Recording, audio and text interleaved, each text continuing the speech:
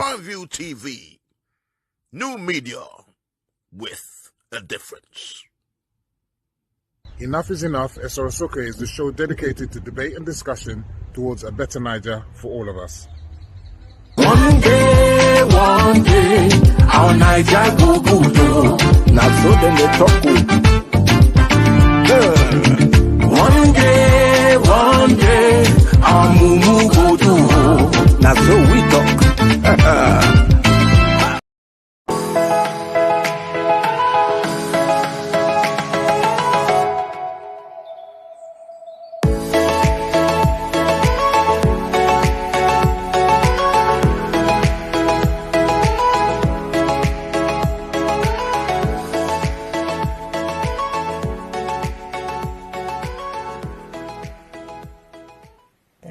Feels so soft. Curl pattern has just bounced back. Look at that.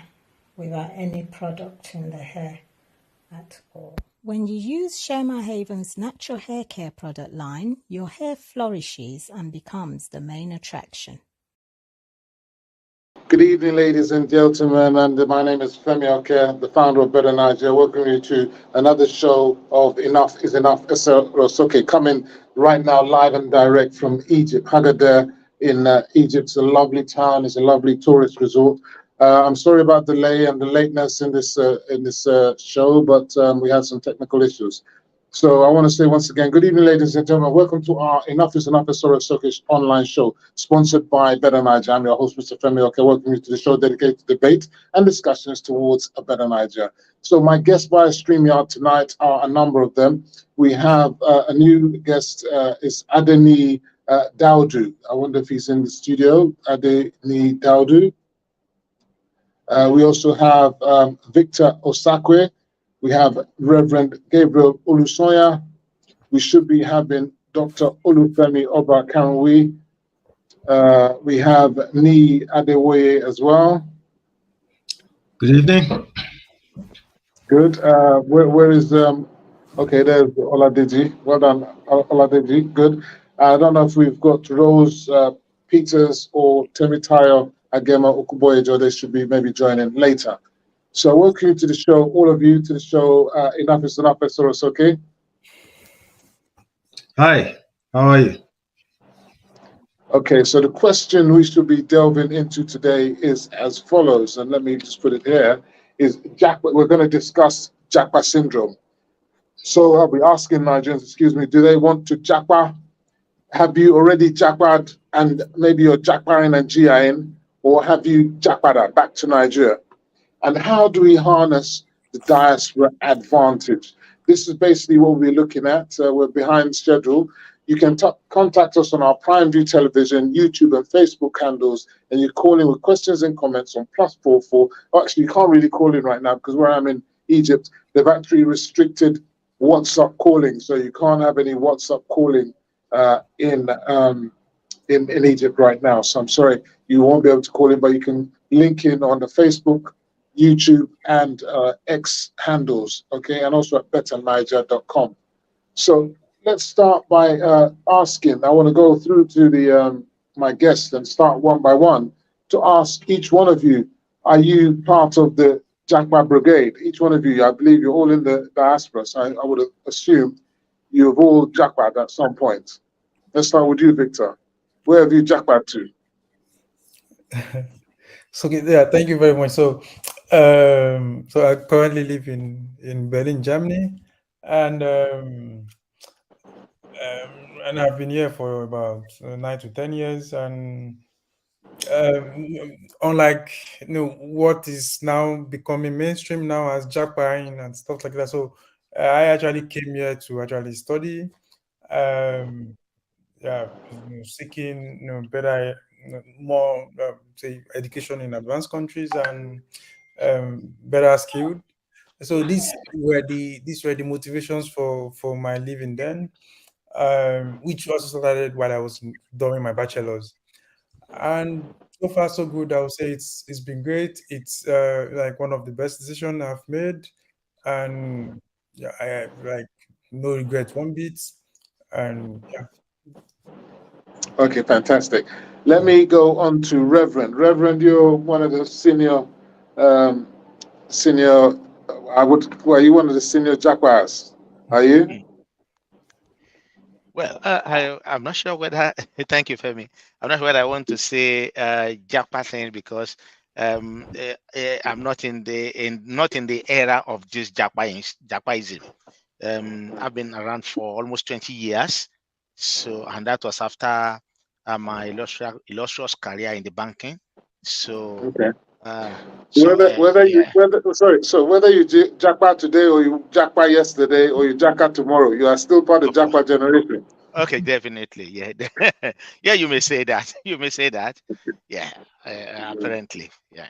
Yeah, but Okay. then So it wasn't the right with everybody. It's not more of the type of motivation we have now. So, Then, okay, so what was the motivation? We have heard Victor's motivation. His was for studying. What was your motivation? yeah, but then apparently I've been coming to the UK in the past on holiday, doing some stuff here and there. Then did some vocational studies here during my holidays then, and I felt, well, let me just come and prepare myself for a better thing back home. Hoping for a better, looking towards for some better appointment, sort of. But when things happened and I felt it's not going to materialize, then I felt, well, what's the point? So, and then I just stay back. Okay, all right. Let's go on to Oladeji. How about you? Are you also part of the Japa generation, and are you, old school Japa or new school Japa? Which one is your own? I mean, thank you very much indeed. I can say if I should, I will not be able to advocate for myself. I will advocate for all of us on this platform. The issue of this Japa syndrome does not apply to us because it's basically something that is currently happening within some 2 years to 1 year, whereby everybody, like those who leave the country, who left that country around that to this present are like 2 years now. Those are the people you can say, okay, this bandwagon of Japa really affected them. You can see anybody who apparently must have been here within 5 years, 10 years. I strongly believe those are the people who left the country for a purpose. Not that now, even what you're supposed to do is that majority of the so-called Japa or Japaism and so on and so forth are economic migrations. But sadly, they don't plan it the way it's supposed to plan. If I should apply the law here, if you look at the Universal Declaration of Human Rights, which is that is a UN General Assembly's resolution 217A that was promulgated, that is 1948. You can see that at that time is in one of these articles, Article 3 precisely discuss about liberty, and the enshrined liberty gives people's liberty. So far you have that your liberty, you can decide wherever you want to go. So Okay, so what was your motivation of leaving Nigeria, my and own how long ago was that? in Nigeria at that time for me was the unconducive atmosphere of the military era at that time. So it was like it affected me. I believe that if I am there at that present time, my right could be violated. Actually, it hasn't been violated. Then I have to say that there's no any Okay. reason. It is time to. Were you a member of NADECO, were you? Femi, don't let me discuss it. Okay. All right. Well, whatever the reason, there's motivation for your Japa, and everybody has a motivation for leaving. That's one of that. It's a security reason. Okay. Yours is more of a security reason. All right. Absolutely. Let's go on to motivation for you leaving. Sorry, was that for me? I don't. Oh, maybe you didn't leave. Maybe you're like me, not really a Japa generation. What's yours, Nee? Oh, I left Nigeria. Hello? Yeah, can you hear me? Hello? Yeah. Can everyone hear me? Yes. Hola. Yeah. Yeah, loud and clear. Nee. Go on, Nee. I can hear you. Can you hear me? Yeah. I left Nigeria before mobile phone even became popular, and there was no internet when I left Nigeria. That was in the late 80s. So I don't know if that falls into the Japa generation. Why did I leave? I was fed up. I was at university for a year and I was absolutely fed up. I didn't really see myself finishing university in Nigeria, and I couldn't even think as far as a career. So the easiest thing to do, considering that and a lot of other things, was to come here to primarily finish off my studies and start my career. I Those think were the Femi is primary disconnected. reasons. Yeah, I could see I that think Femi is, connection. Dodgy. yeah. Yeah. Yeah, and anyway, I felt that yeah, for whatever reason, there will always be a reason for migration, one way or the other. Oh, We always course. it's just that the what is the vogue now is my just like Oladipo said earlier on, people just living without really knowing what they are going into. Yeah, time it were in those days, like Ola said, people who left in the 80s or 70s, they come, they study, they do a lot of things, they get appointment back home, and then they go back. But nowadays, what we see is just people just living for living sake, that anything is better. Anything other than this country is better. And when with that type of mindset, you're always going to probably just jump into the fray without knowing what you are heading into, without having your plans properly mapped out. In those days, it's on hard. What we see in those days is probably parents selling their house to send their children to go and school, and then they will come back. But now you don't see. But now you see high flying people living high flying job, selling house, selling properties just to come down. And until they come here, they come down, then they find out that it's not a bed of roses. Where are you going to start from? So it's a totally different experience. Now, yeah, like I said, I used to come in the early 80s, come on holidays to the UK. So, and that way come on holiday. Those are the times when you come and you get probably a visa. I mean, you buy a ticket that is, they call it excursion ticket in those days, and Yeah. you are going to touch about 4 or 5 countries within 1 or 2 or 3 weeks, and then you are back home. So and that's what I used to know. And when some of our colleague friends then will to say, oh, we are going, we say, what are you going to do there? So, but unfortunately, a lot of things happened. Nigeria find itself where we are, and people just felt the best thing is just to let me jump out of this country, and just any other place will do. Because even people will jump to Ivory Coast, they will jump to Benin, they will jump to That, Togo. that's it. So Yeah. So for me, It's no surprise because it's the same thing that happens within a country or within a continent that is actually happening across country now. Whenever there's a situation where people's expected wages, what they expect to earn, is less than what they're actually earning, they will automatically, as human beings, seek greener pastures. yeah, It's human nature. It's an economic theory, and yeah, like night follows day. It's the same thing that happens. It's not just in Nigeria. We saw the same thing in China. yeah, When China came up in the last 20 years, people started leaving the rural areas, going to the city, because that's where the money was. So if you remember back in the 70s in Nigeria, everyone from the farm in the late 60s and 70s, they down tools and they went to the cities because yeah, that's where the easy money was. And when the absolutely. money dried up, when there's opportunity to go abroad, people went abroad. It used to be the mm, US, and then used to be the US, then the UK. If I remember correctly, in the late 80s, people started going to Saudi Arabia, in mm, Nigeria, because there was tax-free money. So it's yeah, human nature. Yeah. It's human nature. Femi, yeah. Can I quickly come in yeah, and back what Ola and Gabriel have just stated? Do you know the problem of Nigeria, and that sadly we don't normally try to look at the bottom of the problem to precisely trace where this problem started?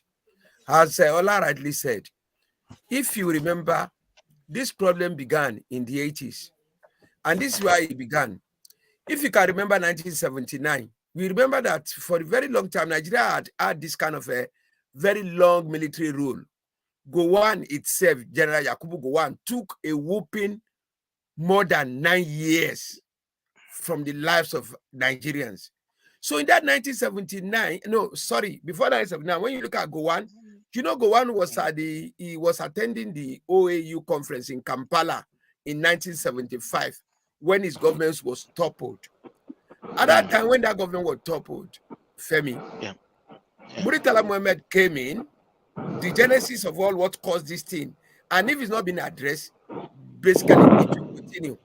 So when Muritala Mohammed came in, that 1975, by February 1976, precisely almost 6 months of Muritala Mohammed regime, that is where the whole problem began. So Okay, yeah, I'm back. Absolutely. Sorry, guys. My phone is heating up. You know, it's quite hot here in Egypt, and I didn't realize the phone got overheated. Anyway, I'm sure you've been having a long discussion about, as I say, Japa syndrome is not a new phenomenon. It's a long-standing returnable decimal of the Nigerian narrative from decades going back to the early 19th century, even into the 60s, the 70s, the 80s, and the 90s, and now in the 21st century. So you've all said about yours. I want to say categorically that I am not part of the Japa generation. Maybe my parents were the ones that Japa in their time, and I'm second generation born in the UK, and I'm part of the generation that's seeking to Japada in Nigeria. And these are the things that we want to talk about. So I'm sure you've all mentioned what motivated you to leave Nigeria. The question I will ask now, because we've got this new syndrome called Japa-Jiya, where some people are professionals, maybe they're bankers, maybe they work in offices, maybe they work in big offices in Nigeria, spend 10,000, maybe 10 million naira to come over to the UK, and then they're now Jiya, and they're working as social care workers and maybe cleaners and whatnot.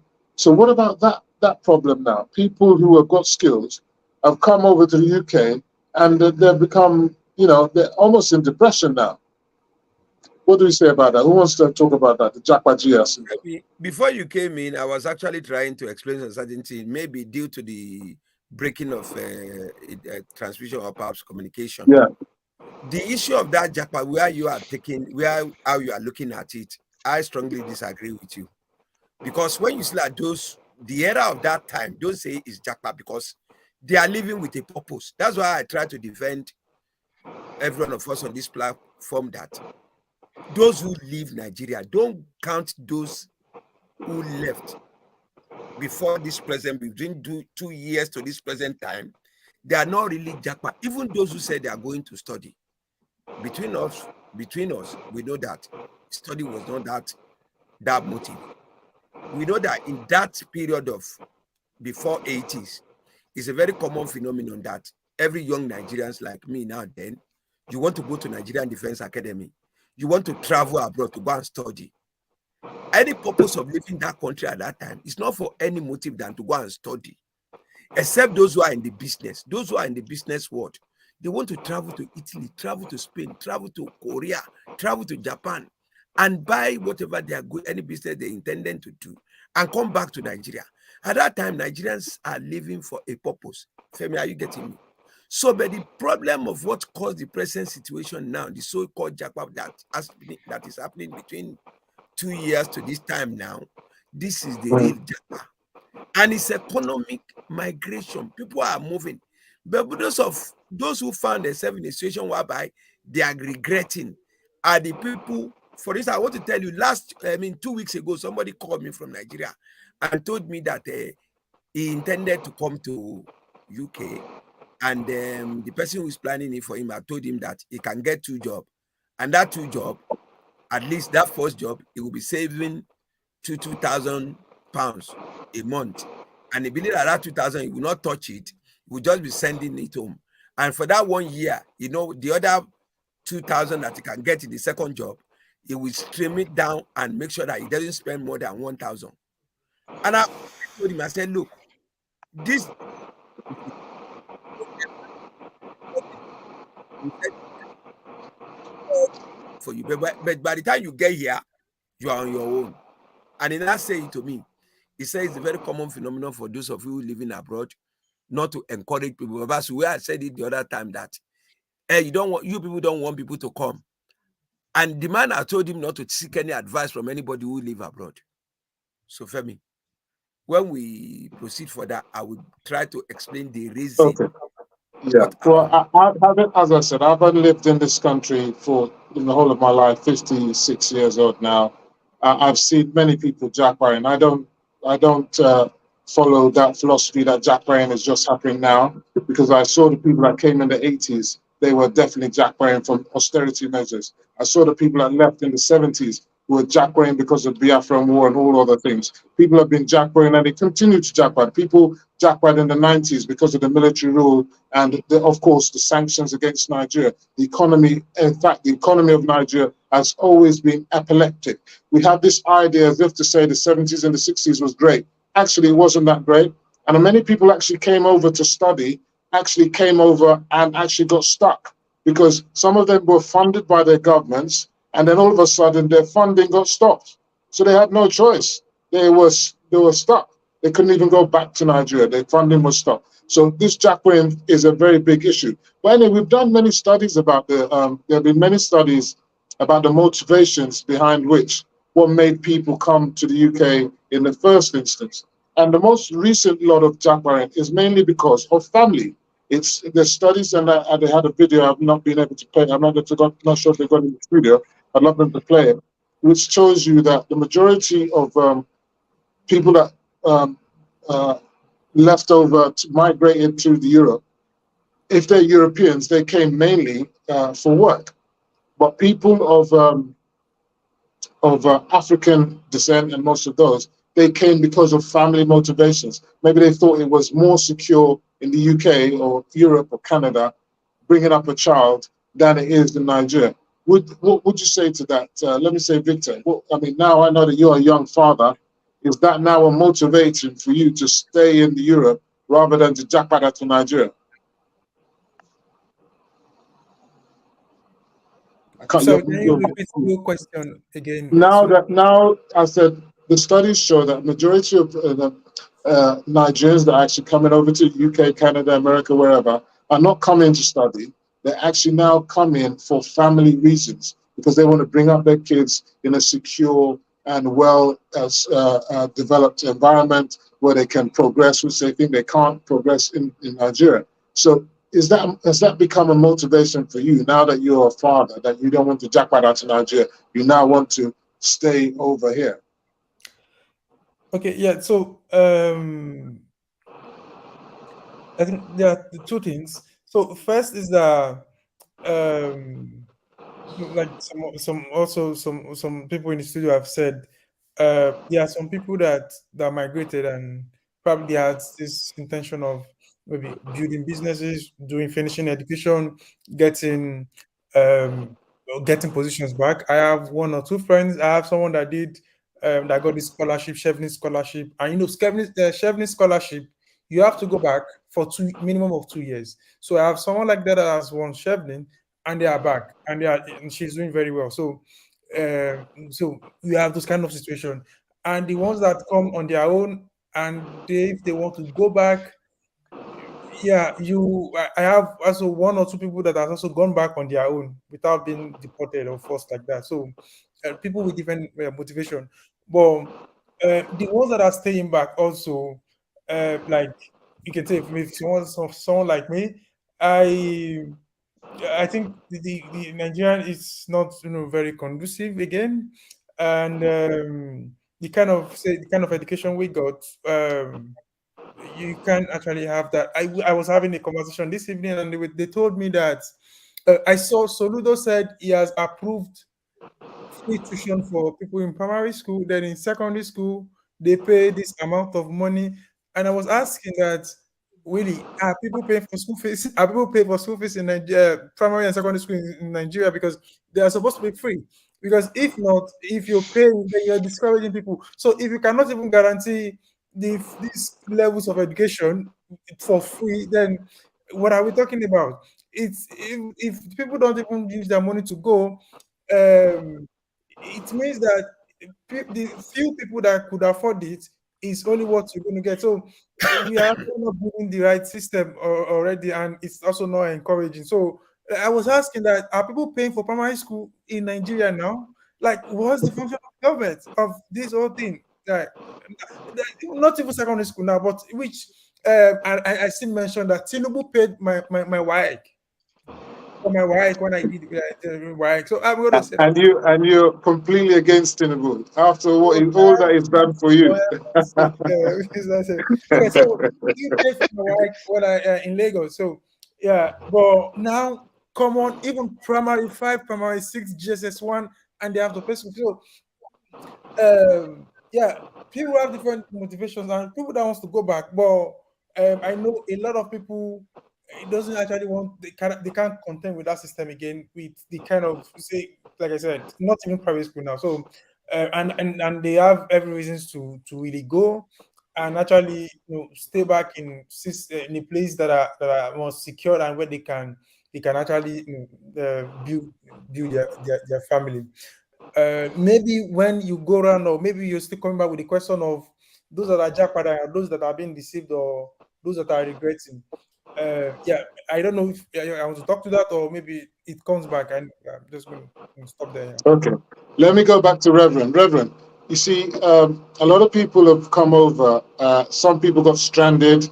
A lot of them came over illegally, and they got stranded. But the people who are coming over now are coming in to do masters and then extending their visa. You know, the highly skilled workers like the doctors, the engineers, people with multiple degrees and PhDs and masters. So the cream of the crop of Nigeria is being sucked out of Nigeria and then moved to Africa. So how is it that these people can be of benefit to Nigeria? Because what's happening is that if you look at countries like India, you look at countries like Pakistan, Japan, Korea, Israel, I could go on, they harness their diasporans and they use them to fundamentally grow technologically and industrially to a level that they are now today. How is it that Nigeria hasn't managed to, with all the talent at its disposal, harness its diaspora? Where do you think we're going wrong? Thank you, Femi. Let me first point out from the view of say China. If you see the average Chinese who travels out for education, they don't plan to stay wherever they go. Even when China was poor, they want to acquire knowledge and take it back. One, because there is this nationalistic view, because they believe in their country. The same thing happened to India, and that's why the India is now the hub for IT, because all the other people trained and they went back. And the same thing for China, they come here and they go back. And because they are as things are beginning to come up in their nation, this nationalistic flavor moved within them. Unfortunately, we have a situation with us where, for example, somebody who is cursing the country called Nigeria, you're already cursing yourself, because you are part of the Nigeria graph. Is not what is called Nigeria. It's because some people inhabit it, and they are the people called Nigerian. So you are without the people, Nigeria will not exist. So when you curse that place, then of course you are cursing yourself. I'm not sure whether you get what I'm saying. We have lost that sense of nationalistic view. But in those days, I said it earlier on, people will come and train, and because the civil service job will be waiting for them, they are going to absorb them into the civil service, and we have the creams and in the civil service. And exactly, maybe that was what Oladeji was trying to say earlier on. It was the destruction of the civil service that was within the Munitari Obasanjo regime, who destroyed the civil service. Topic is Japa syndrome. Yeah? Yeah, I'm listening to you. Go ahead. Okay, yeah. Okay. So it was that thing that now made a lot of things, people to begin to lose faith in the country called Nigeria, that, well, how could I labor for a nation? And suddenly I'm thrown out just like that into penury. I've worked all my life, and that is just it. And so people begin to say, well, this nation will not care for you. The civil servants are beginning to pass it on to their children, and gradually we begin to lose faith in the country. We don't own, nobody really owns it. And but again, too, you look at the people, places like China and India, they use their local language to study, to do a lot of things, and all these things bring this. I mean, like what I want to say, you are so much connected to that nation. So and so that's why you don't see them in the light that we are. Let me stop there for Let me now. go into that. You'll find now that there are so many Chinese abroad now. It's unbelievable. Almost every street corner there's a Chinese restaurant in the UK, and I'm sure same in most cities around Europe. So it's not true that they don't stay over. Let me go over to you, Nee. Many Nigerians are trying to Japada, but when they get back to Nigeria, they get frustrated. They come, the people in Nigeria tell them, you think you can tell us what to do? You think because you come from Uyoibo, and you better go back to London where, we know what we're doing here. They almost have like a chip on their shoulder against the diaspora expertise or knowledge. So this is a problem, is it not so? We can see also from statistics that of the countries that send remittances to their countries, Nigeria comes second only to India in terms of the quantum of money that has been sent over to the diaspora, back home. But of that money, only less than 2% of it is actually for solid investments or savings or for investment in property. Most of it goes to help family and friends and support them. So what is it about the Japada? Can people successfully, who have lived in the diaspora for decades, successfully reintegrate back home? If you send money to someone in Nigeria, that money is used by that person to live. They use it to service personal debts and to live life. That money is not used for infrastructure. It's not used to build the economy of the country as a whole. It's not used to build roads. It's not used to build hospitals. It doesn't replace tax. So to look at the money that's been remitted back to Nigeria and consider that as revenue, I think that's extremely wrong. Now, in spite of all the money that's being sent back, I don't care how much it is, the government still has to raise money to do all these things that I've mentioned. The country needs to live. You need to provide security, roads, water, electricity, build bridges, all these civil products, and you need to do things going forward. One of the things I think we're very poor at, I'll talk about Nigeria, not Africa as a whole. One of the things I think we're very poor at in Nigeria is looking at the source of any problem. And I'm an engineer. One of the things that engineers believe in, and I'm sure a lot of people believe in that as well, is the first step in solving any problem is to admit you have a problem in the first place. That's the very first step. If you don't admit you have a problem, you are nowhere solving that problem 100 years down the line than when you started. Half the things we have in Nigeria is how many administrations going back over 30 years have actually looked properly at why people are leaving Nigeria. If you don't look at that, where do you begin to fix the problem?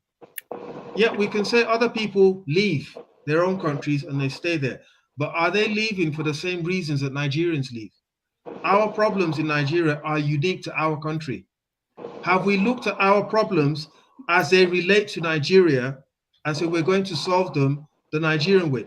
You cannot look at Nigeria's problems and solve them the same way an American would, or a Brit would, or a Chinese would. That's not going to work, because those problems are not British problems and they're not American problems. They're Nigerian problems. But have we looked at our problems, how they apply to us, and tried to solve them as they apply to us? Good question. Good question. Let me go to you, Oladeji. We're talking again about, we have a Nigerians in the Diaspora Commission headed by Honorable Abike Dabiri. And their task, part of their task is to harness the diaspora advantage to encourage diasporans to invest in Nigeria and to harness that. I mean, you've gone on their website and you can see that they've got links to the Federal Mortgage Bank of Nigeria. They've got links to the Federal Housing Authority of Nigeria. There's also a company called Kudi Mata. It's a limited company, a private limited company that liaises with diasporans who want to invest in Nigeria. They've also got links to Echo Bank for rapid money transfer. But on the website, there is no diaspora investment portal that diasporans can go to with confidence to invest in Nigeria. Isn't this sort of thing overdue? That one of the problems why, and I want to just take up what Nee was saying, is that we need to go to the root cause. Most of the money diasporans are sending are for family and friends. Only 2%, less than 2% is for any kind of investment. That is very, very small indeed. And in order to change, and the reason why that is because so many people from earlier generations, the parents' generation, their parents are being burnt. They give money to so, and they steal their money. Or they tell you they're building a house. When you get there, there's no house. Or if you get there, then they're planning to kill you because, you know, they don't want you to take over the house that you built, that they're living in themselves. There's so many scandals. You build businesses, and the people that you put in charge, they scandalize your business, and the business becomes nothing. So all the waste, your investments becomes a zero. There is no easy system for diasporans to engage in Nigeria through official means so that they can be secure in their investment. Isn't this something that is overdue with NIDCO? Thank you very much indeed, Femi. Do you see basically the Diaspora Commission, they are trying their own best, and I believe most of what any corporate organization could do, or some kind of drive that they need to mobilize people, they are doing fantastic. Because what I observed that if anything happened to Nigerians in diasporas, they quickly swung into action. You see some of the efforts they put. But when it comes to what is on the ground in Nigeria, as before we started the program, the problem of Nigeria, if the government doesn't address it, but I believe this administration, with all indication of what we are seeing on the ground now, okay, look at the blue train system that is in Lagos now that everybody is applauding. From the best of my own knowledge, initially the administration of Alhaji Lateef Jakonde, which I believe between 1979 and 1982, have actually contracted it out. And at that time, had been that there was no any military intervention at that 1983 coup that brought in Buhari, Alhaji Lateef Jakonde's administration could have implemented that train system, that network trade system of Lagos, that would have made everything to be okay. But the problem of Nigeria, if we don't address it, no any diasporan will go to Nigeria, start any business. Even those who are at home, majority of this issue of Japa or no Japa, it has to do with the violation of the human right and socio-economic deprivation by the government. I'm a lawyer. I can be able to see it from that point of view. I'm a lawyer. I see all these points that, okay, a situation whereby in every country, basic primary education, basic education, violating, even look at the issue of this ASU closing of shutting down university, is part of human rights violation. Because if you cannot allow me to get access to education, it's part of a United Nations fundamental human rights that is, what's it called? UN General Assembly Resolution 217A of 1948. This is part of it. If a government implementing a policy that is a detriment of we Nigerians, it's violation of taking people's right away from them. So most of, when you say that any Nigerian in diaspora wanted to have a business with somebody at home, the person at home is already frustrated. The person, his right has been taken away. Whole series of things is happening with that person. Who do you think those the people in Nigeria that you wanted to engage in business, either your family, either your friend, are taking this frustration back to some of us who are here, they believe that okay, you are getting this money easily. This is the one of reason. Okay, Femi, for instance, those in Nigeria know how much they are using to fuel their generating set at home, to fuel your car. Most of all these things, if government can take care of it. For instance, now it is at this moment that this present government are saying, okay, let all the states generate their electricity. If they can generate the electricity, for instance, you remember in the 70s, if military are ready to take over government, what did they normally do? They would go straight to Radio Nigeria in Ikoyi. By the time they seize Radio Nigeria Ikoyi, if they switch up, all the radio station, their network, they won't be able they won't be on air again. But now you have a lot of private radio station, television station. It's not that the military doesn't like to come, but how many radio stations are they going to take over before that kind of coup could be successful? So if the government put in place whereby everybody has access to electricity, pipeline, water, most of these minor social amenities. Femi, you are in Egypt now. You cannot tell me I've been there. When you woke up in the morning in Egypt, even the sunshine, you will be highly delighted. Your sense, the way you would think will be different. You woke up in the morning now, you discover that there's no light. You wanted to go from Lekki, you want to go to Ikeja. You discover that the whole third mainland bridge is blocked. Okay. The other way is okay. Let me bring Victor back into it. Victor, let's look at some positives now. I think there's a possibility that, like I said, we mentioned the possibility of an investment portal online, and also the possibility of opening up a diaspora liaison office in the UK. If there was an office like the NIDCOM office in the UK, or even in Germany, where Nigerians like you and I could go and know that if we go through that office, our investments will be secure and it's with the government and it's not 419, there's a possibility that Nigeria could raise between 15 to 20 billion from diaspora naira investments annually, at least at the conservative. Is there a reason why even if it's the commercial attaches at the high commissions or the embassies are not tasked to harness FDI and diaspora investments? Because as it stands now, I don't believe they're not doing it in any serious way. Are you, if you wanted to invest in Nigeria now, how would you go about doing it? Okay, yeah. So I'm just going to continue on some of the points that they've talked about before. You see, to convince Nigerians to bring money back, I'm sure you would probably need, I don't know what's one of the difficult things to actually do. I'm getting some. Okay.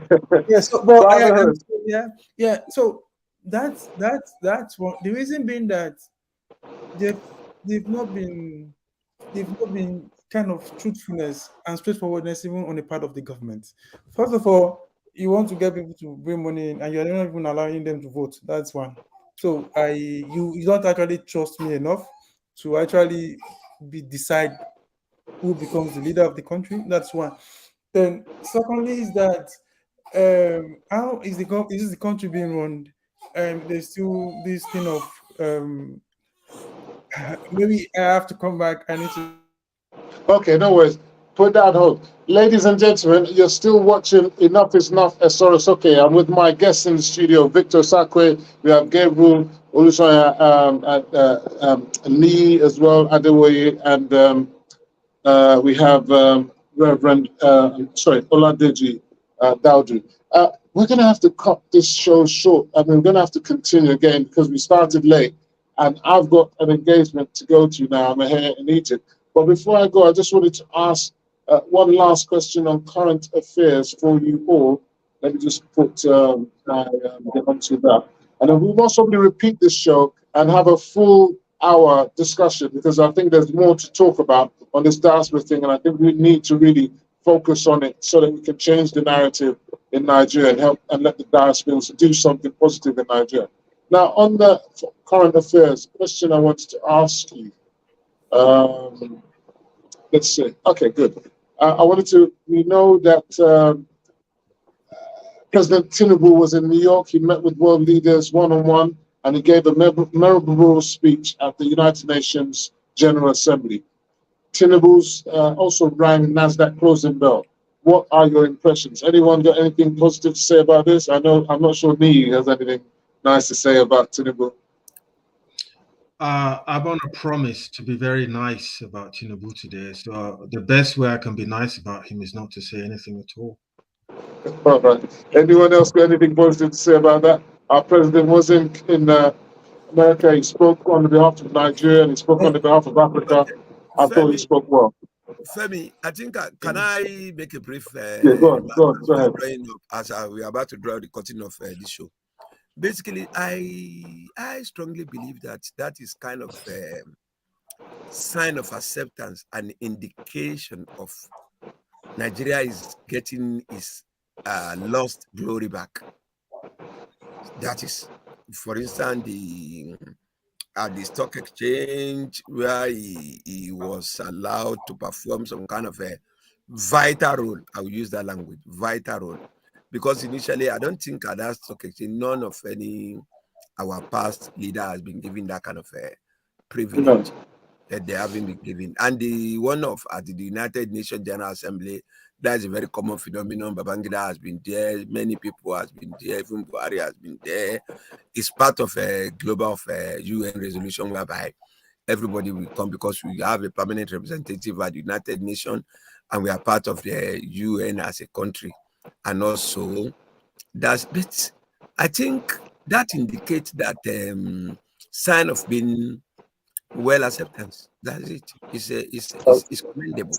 So we will still await the results of the Supreme Court judgment. I'm sure many on this panel are looking forward to that, and we definitely will have a show to discuss that. Finally, Kano Election Tribunal declared 165,000 ballots invalid in sacking the NNPP governor Abba Yusuf, who they judged not to have been a member of NNPP at the time of the election, and ruling in favor of APC's Gawonu. And this is to Reverend, do you think, and Victor, if he's back on, do you think this will be sustained at appeal, considering the Austrian Supreme Court judgment? Well, thanks, Femi. Well, for that, the tribunal has advanced their reason for that judgment, and of course, the snag now. The thin line is: do we now blame the candidate for the inefficiency of INEC? But INEC did not stamp it. But then, if they are not stamped, they are dead. It means they could have been forged. They could have been a fake ballot paper, and that's why they were removed. So at the end of the day, it's some institutional failure. So in a nutshell, because I know we need to go, do you think that it will be overturned? I want to hear from you, Victor. Is it going to be overturned at the Supreme Court? Currently, me of a person, I've lost trust in the judicial system. So I think anything is possible there, and I don't want to preempt, so I'm just gonna leave there. I've lost trust, so anything that you can get anything there, you can buy anything there. You can buy anything. What do they sell? What do they sell there? They sell judgments and they buy judgments. They sell judgments. Wow. So do you have evidence of that? So Victor, when you get a good judgment, you've bought that judgment and it's a good judgment. When you get a bad judgment, you didn't pay enough. Is that what you're saying? Mr. Femi, you see, some people have made comment on this show before that how can Abuja decide this and that? The Electoral College in the US decides who becomes part of the. All right. I gotta go as I say because of time. I'm so sorry. The reason I'm bringing that is that you can read the mood of the country. It's not APC. It's not LP. Okay. So you're talking about whose mood? Are you talking about the mood of those who are depressed or the mood of those who are okay? This one that Mr. Olayeji is still saying this one that Mr. Olayeji is saying carry on. We're going to do this show again. We're going to do this show again. I promise. I promise you. But let me stop now. I want to thank you for joining. No, because of time. Because of time. I've really got to go. So, and I won't. Listen, I will definitely allow you to talk on the next show when we're going to talk about diaspora. We're going to have diaspora part 2. So I want to thank you all for joining. I'm sorry that I've got to go because we started late on tonight's show. Enough is enough. Please make sure, Soro Soke. Don't be shy. Don't be silent. If you see something, say something. If you can't take it no more, please do something about it. Niger go better. Believe in one Niger. We all want a better Niger. I want to give a special shout out to our sponsors, Niger Beauty Products. We also have Share My Haven Hair and Beauty Spa for massage therapy and skincare. And we have Massage CB Fashions. For advert placement and sponsorships, please contact Prime View Television. I'm your host, Mr. Femi Oke, the founder of Better Niger. See you same time next week when we'll debate yet another hot topic. Over and out. See you. Ciao. Prime View TV. New media with a difference. Enough is Enough, Soro Soke is the show dedicated to debate and discussion towards a better Niger for all of us. One day, our Niger.